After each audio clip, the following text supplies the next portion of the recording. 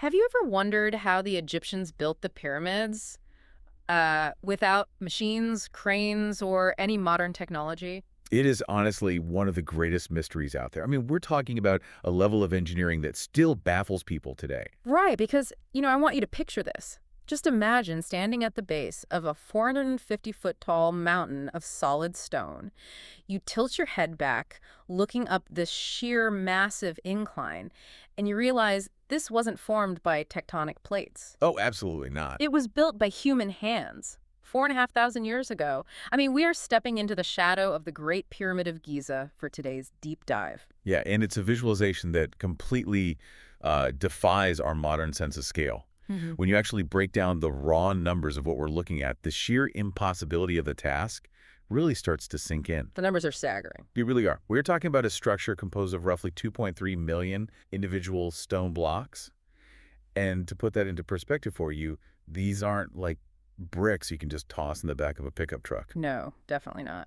Each of these blocks weighs anywhere between 2.5 and 15 tons. Up to 15 tons. Okay, if you're listening to this on your commute right now, think about a yellow school bus. That is roughly the weight we were talking about. Now imagine that school bus is made of solid rock, and you have to move it. And then do that a couple of million times. Right. So the mission of our deep dive today is to unpack exactly that. How did the ancient Egyptians pull off this absolute engineering marvel? And here's the shocking part. They did it using human power alone. No engines, no machines, just smart engineering. Which forces us to, completely rethink what ancient civilizations were capable of. This isn't just a conversation about stacking rocks in the desert. It is an exploration of one of the greatest, most highly organized achievements of human intelligence in our entire recorded history. But before we can even begin to understand how you physically move millions of school bus-sized rocks, we really need to correct a massive historical misconception. Well, a big one, yeah. Yeah, about who was actually doing the moving. Because if you ask almost anyone on the street or, look at any classic Hollywood movie, there is this deeply ingrained belief that the pyramids were built by massive armies of slaves driven by whips under the hot desert sun. Right, pop culture loves that image. But modern archaeology paints a completely different picture. The evidence we have today firmly shows that these structures were actually built by highly skilled, paid workers. Wait, really? Like no slaves at all? No, none. These pyramids were commissioned by the rulers of the ancient Egyptian civilization pharaohs like Khufu, Khafre, and Menkaure, and they didn't rely on forced labor. They relied on a super sophisticated national workforce. So how are they convincing tens of thousands of people to drag stones in the desert if they weren't being forced to do it? I mean, that sounds like terrible work. It comes down to standardizing an entire economy around the project. We're essentially looking at a system of seasonal workers. Oh, like contract. Exactly. See, during the time of the year when the Nile River flooded, farming was impossible. Their fields were underwater. So farmers would essentially be contracted to work on the pharaoh's monument. And they weren't just working for free. They were provided with food, shelter, and even medical care. Okay, let's unpack this. You say they were paid, but they didn't exactly have, a fiat currency back then. There were no direct deposits. How do you pay a workforce of, 20 or 30,000 people? Well, you pay them in standard rations, primarily bread and beer. Beer. They were paying construction workers in alcohol. I mean, not quite the beer we drink today at a bar. Okay, good. Ancient Egyptian beer was thick, it was highly nutritious, almost like a hearty porridge. It was a staple calorie source that was honestly safer to drink than the river water. Wow, okay. And the archaeological sites around the pyramids have revealed these massive industrial bakeries and breweries designed specifically to feed this workforce. When you look at the animal bones found in the workers' villages, they were eating prime cuts of meat. So it's almost like a well-oiled corporate gig economy setup. You have specialized workers contracted for a season. They get free housing, catered meals, and decent benefits. You mentioned medical care, though what does that even mean in ancient Egypt? It means we actually have skeletal remains of workers showing beautifully healed broken bones. Like, wait, seriously? Yeah. Meaning if a worker got crushed by a stone or broke their leg, they weren't just cast aside or left to die. Their bones were set by doctors, they were allowed to heal, and they lived for years afterward. That is wild. Providing medical care and housing for a workforce of that size requires logistical infrastructure that is arguably almost as impressive as the pyramid itself. Applying that kind of organized corporate-level logistics to a society 4,500 years ago completely changes how I view ancient Egypt. They were master administrators. Absolutely. But human willpower and good catering alone don't naturally explain the physical reality of the work. You can have the best-fed, happiest workforce in the ancient world, but human muscles have limits. They do. So how did they actually get these literal mountains of rock from the quarries over the land and up into the sky? That is the ultimate logistical puzzle, right? And modern engineers look at it in three phases. The first phase is the Nile River transport. The stones weren't just found sitting on site. Right, they had to bring them in. Yeah, the limestone came from quarries across the river, and the massive granite blocks came from Aswan, which is over 500 miles away. 500 miles. Yep. So they loaded these stones onto massive, specially built boats and utilized the annual flooding of the Nile. They actually dug canals that brought the river waters right up to the base of the Giza Plateau. I just try to picture the physics of balancing a 15-ton block of stone on a wooden riverboat without it immediately capsizing. But okay, they sail it to the construction site. Once they hit the shore, the boats are useless. They have to move it across the land. Exactly. My immediate guess would be they put the stones on giant rolling logs. Is that how they did it? It's a really logical guess. Yeah. And honestly, people thought that for a long time. But think about the environment. It's a desert. Right. If you put a 15-ton rock on a wooden log in deep desert sand, the weight doesn't roll. It just drives the log straight down into the sand until it's completely buried. Oh, of course. Yeah, it would just sink. Instead, scientists believe they used large wooden sleds with flat bottoms. But dragging a massive flat sled carrying 15 tons over dry sand seems impossible. The friction would be insane. The front of the sled would just plow into the sand and get stuck. Which brings us to a brilliantly simple solution that relies on a deep understanding of physics. Wet sand. Wet sand. Yeah. By deliberately pouring water on the sand just in front of the sled, they drastically reduce the friction. Wait, just pouring water on it? How does that solve the friction problem? Think about building a sandcastle at the beach. If you use dry sand, it just falls apart. It's loose. Right. But right at the water's edge where the sand is wet, you can build firm structures. When you add just the right amount of water to sand, these tiny capillary bridges form between the grains. It binds them together, creating a firmer, slicker surface. That makes so much sense. It literally halves the pulling force required. A team of 50 men pulling a sled over wet sand could suddenly move weights that would be completely impossible on dry sand. That is incredible. A subtle tweak in the environment changes the entire game. But, okay, sliding it on flat, wet ground is one thing.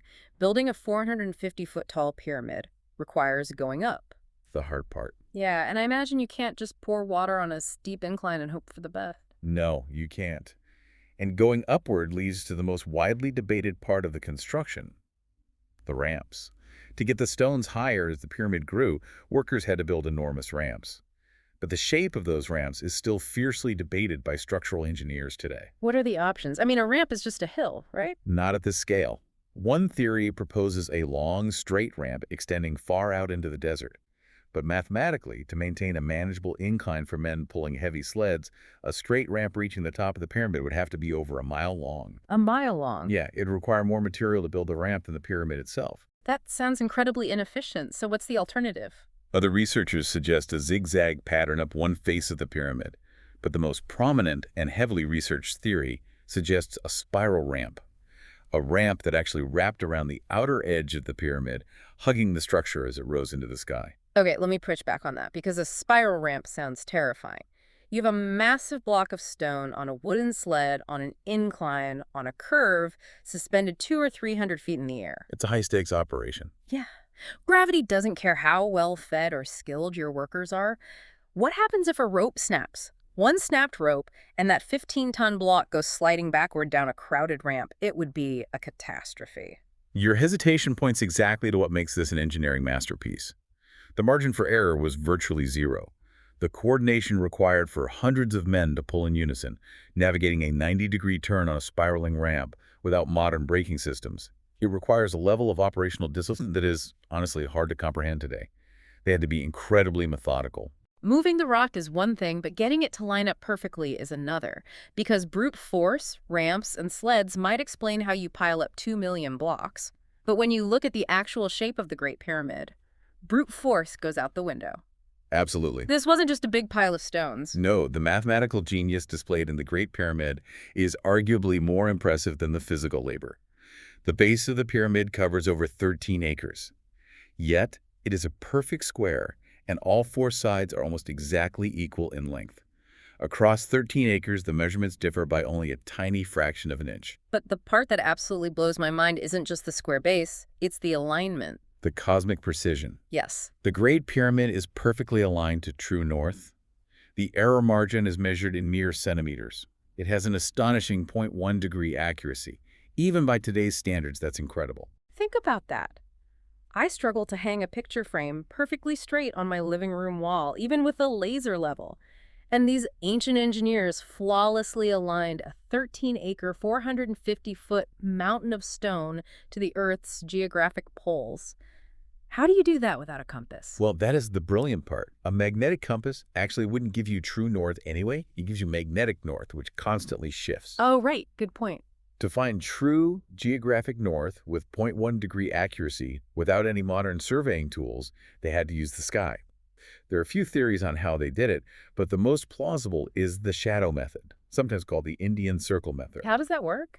It's remarkably simple but brilliant. You take a completely straight vertical stick called a gnomon and place it in the ground. Over the course of a day, you track its shadow. In the morning, you mark exactly where the tip of the shadow falls on a circle drawn around the stick. In the evening, as the sun sets, you mark where the shadow touches that circle again.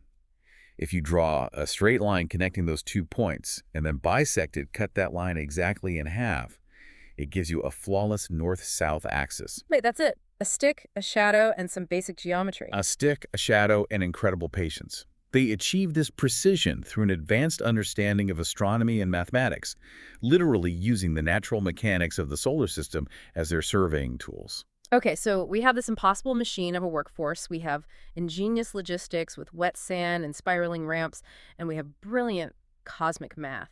But we have to ask the ultimate question, why? The big why. Yeah, why go through this grueling, decades-long effort? What justified an entire nation dedicating its resources to this one specific project? The core purpose behind the pyramids rests on a few foundational pillars of ancient Egyptian culture. Primarily, these were tombs. They were designed to be the ultimate, impenetrable resting places to house the physical bodies of the pharaohs after they died. But they weren't just burying a body. The amount of effort implies they were building something meant to be used. Exactly. And that brings us to their unwavering belief in the afterlife. The ancient Egyptians viewed the afterlife not as a distant, abstract spiritual realm, but as a literal continuation of this life. Okay, so like a sequel. Basically, if the pharaoh died, he still needed to eat, he still needed his wealth, and he still needed to rule in the next world. Therefore, the pyramids were essentially survival bunkers for eternity. They were packed with everything the pharaoh might need: food, gold, jewelry, and weapons. It's like they were packing for the ultimate eternal road trip. They truly believed the pharaoh would wake up and need a sword and a snack. That's fascinating. But beyond religion, there was a deeply practical political purpose. These monuments were symbols of absolute power. It's the ultimate flex. It really is. Building a structure that touches the sky and dominates the landscape is a constant visual reminder of a pharaoh's absolute power and the country's immense strength. The pharaoh was seen as a living god. So building this monument was both a civic duty and a religious mandate. It must have really united everyone. It did. It unified the nation under a single, monumental goal. A project of this scale brought people from all over Egypt together, standardizing their culture and their administration. So we have a clear picture of the workforce, the tools, the math, and the motivation. But despite centuries of modern science poking and prodding at these structures, the pyramids still refuse to give up all their secrets. There are still things we simply cannot fully explain. That is very true. Even with all our advancements, we are still finding new mysteries today. For instance, just recently, cutting-edge scanning technologies have been used to look inside the solid stone without drilling a single hole. Using something called muon radiography, scientists have actually detected unknown, hidden empty spaces and rooms still trapped deep inside the Great Pyramid. Hang on, pause right there. What exactly is a muon? Are we talking about some kind of ancient Egyptian X-ray machine we just discovered? Not an ancient machine, but the X-ray analogy is actually spot on for how it functions. Muons are cosmic particles that rain down from space constantly. They pass through almost everything. But Dense materials, like stone, absorb them. Okay, I follow. So scientists set up detectors inside the pyramid. If they detect a high concentration of muons hitting their sensors, it means those particles traveled through empty space rather than solid rock. By mapping where the muons make it through, they essentially took an X-ray of the pyramid and found massive hidden voids that no human has seen in 4,500 years. That is straight out of an adventure movie. The idea that there are still sealed, empty rooms inside a structure we've been studying for centuries is thrilling. But it's not just hidden rooms that baffle us, right? Some of the mysteries are sitting right out in the open, completely defying our engineering theories. Yes, and this raises an architectural problem that modern engineers still wrestle with. While the ramp and wet sand theories beautifully explain how you move the 2.5 to 15-ton blocks, there's a massive remaining challenge. In the upper levels of the pyramid, specifically in the king's chamber, they used massive granite slabs that weigh up to 70 tons. 70 tons. A 15-ton block is a school bus. A 70-ton block is what? A Colonel airplane. Pretty much. And they were hoisted hundreds of feet into the air. Even if you account for the most efficient ramps, perfectly wet sand, and thousands of men, exactly how human power alone managed to maneuver and precisely place 70-ton granite beams at that terrifying height remains a genuine mystery to modern engineers. We really just don't know. We have educated guesses involving counterweights and massive pulley systems, but no definitive proof of the exact mechanism. And naturally, when modern science says we aren't exactly sure how they did this one specific thing, that opens the door for a lot of wild ideas. Because of these lingering mysteries, the 70-ton blocks, the cosmic math, the hidden rooms, there are some really controversial fringe theories out there. Oh, absolutely. Yeah, some people claim the pyramids weren't tombs at all, but were actually built to be ancient energy generators or some kind of massive magnetic structures. Those theories definitely capture the imagination, and they exist in the public sphere, mostly driven by the sheer awe these structures inspire.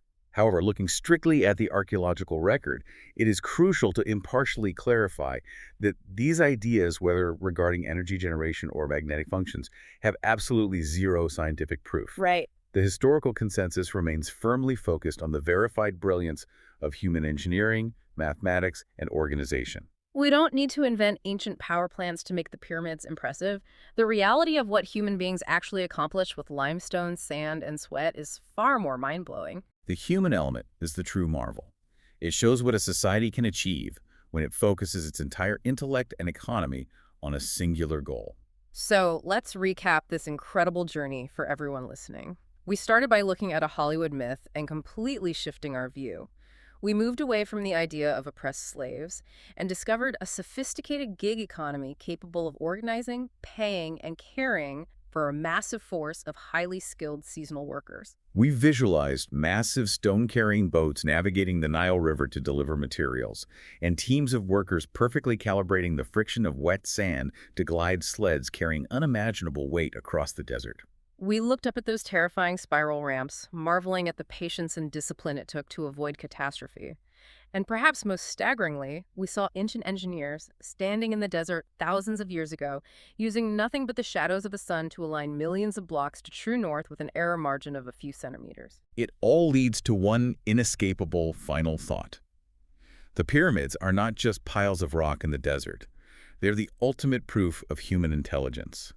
They stand as an ancient engineering masterpiece that forces us to respect the capabilities of the minds that came long before us. They really do. And as we wrap up this deep dive, I want to leave you with one final thing to chew on.